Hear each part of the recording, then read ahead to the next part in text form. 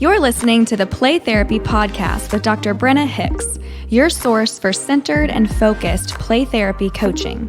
Hi, I'm Dr. Brenna Hicks, the Kid Counselor. This is the Play Therapy Podcast where you get a masterclass in child-centered play therapy and practical support and application for your work with children and their families. In today's episode, I am answering a question from Dearbhla in Ireland. Diagwit, all of my Irish friends. I traveled to Ireland years ago, and it was one of my all-time favorite places that I've ever been.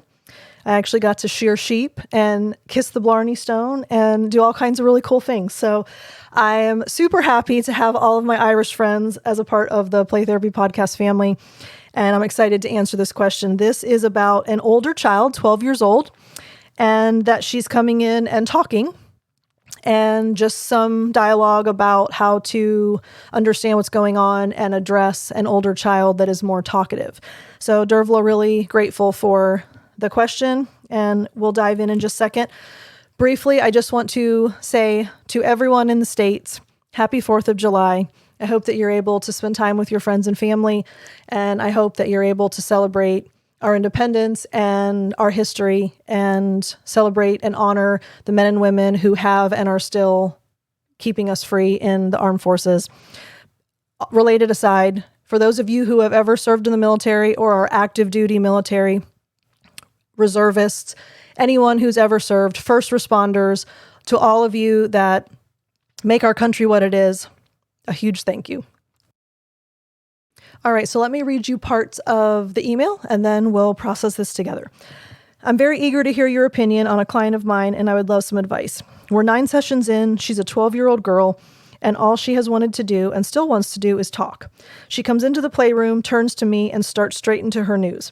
I understand how important it is for her to be heard and listened to, and that's exactly what she's gotten from me over 9 weeks. However, I can't help but feel that she needs more, or I could do more. I have squishy balls left out that she sometimes uses when she's talking. I know I can't direct her to anything else. Is she just avoiding dealing with her emotions? She did speak a little about her frustrations about her sister and her friends 2 weeks ago, which I felt was a shift, but she went back to speaking about everyday stuff last week. I always reflect her words and feelings. I'd be so grateful if you could let me know if I can do anything more, or even the assurance that I'm not wasting her time. All right. So much to unpack in this one. First and foremost, we know that a 12-year-old is on the older end of the CCPT spectrum. And often when we hit that 12, 13, 14-year-old range, we are looking at a shift in the way the sessions look. In other words, it is not play-based as much as it is activity-based, and or it's much more conversational in nature. So what we understand is that they're on the cusp of abstract reasoning, and or they've just recently developed it, if they're in that 12, 13, 14-year-old range. So they're going to be a little more cognitive. They're going to be a little more conversational. They will feel more comfortable with dialogue. And while they will likely not play in the early stages, they will like to do something as an activity that occupies their hands. So they might want to doodle, or swirl their fingers through the sand, or throw a ball against a wall and catch it repeatedly. There's typically some kind of hand involvement that allows them to feel more comfortable talking. Sometimes they'll actually play a card game, board game, shoot the crossbow, try to hit targets, some kind of competence-based play. But generally speaking, we know the older kids are more activity-driven, and they are more conversational.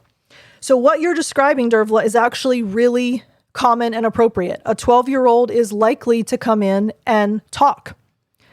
And she starts straight into her news, you said. She has been sharing everyday stuff and then talked about her frustrations with her sister and her friends. You're only 9 sessions in. You're still in the early stages of therapy. When she talked about her frustrations about her sister and her friends, that was likely a dip the toe in the water moment. She wanted to know how she felt about it, how you felt about it, if you could handle it, if she could handle it. How is this going to feel after I am more vulnerable and more raw and more open? And often when kids do that, they backpedal a little bit for the next couple of weeks because they realized, oh, okay, that was a little much. I don't know that I want to go that deep again just yet, so let me go back to some easier stuff to talk about. But the fact that she did go deeper, it was in fact a shift, and that means that there will be more to come. Our neutrality matters in these types of sessions. It matters in every session, but specifically with an early in the process older child, they're going to test how things go when they become more open. And if they can trust you and you're unfazed and you remain neutral and you continue to reflectively respond, they will eventually say, okay, I know that we can move forward and I can talk about more.